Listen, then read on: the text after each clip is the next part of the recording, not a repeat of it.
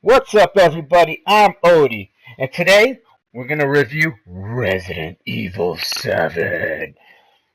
But before we get started, do me a favor and subscribe to my channel, as well as share it with your friends so we can help this community grow.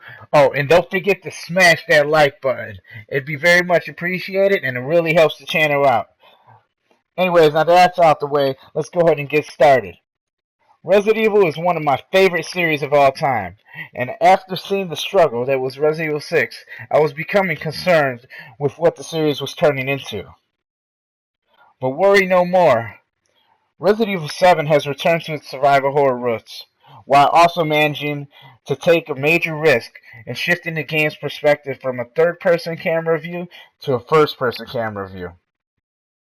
By going to the first-person view, it allows for a better sense of immersion, and also helps to provide some excellent scares along the way. Speaking of scares, the atmosphere in Resident Evil 7 is probably the best it has been since Resident Evil 2. And being that Resident Evil 2 is my favorite in the series, that's quite the feat. As far as the story goes, Resident Evil 7 brings a new character to the series. His name is Ethan, and he receives a scary email from his wife, who was thought to be missing and presumed dead. The email leads him to the Baker house in Louisiana, where things aren't what they seem. And just as you'd expect, something as simple as an email leads to a terrifying fight for Ethan's life. As far as the gameplay goes, it's exactly what you'd expect from a Resident Evil game. You're still shooting enemies, you're still managing inventory. For example, in the older Resident Evil games, managing your ammo was very important.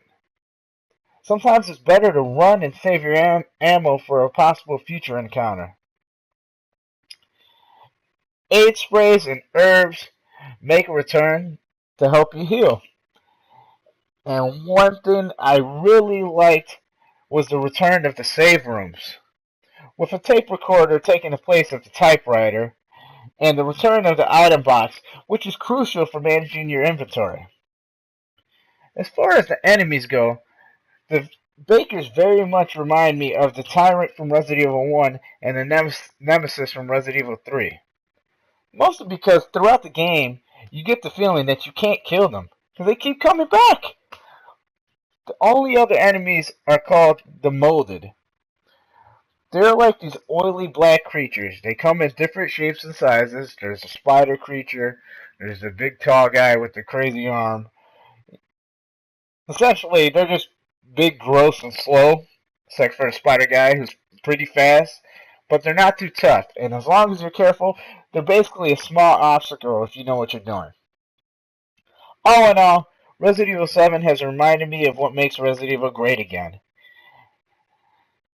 And it's honestly one of the best entries in the series.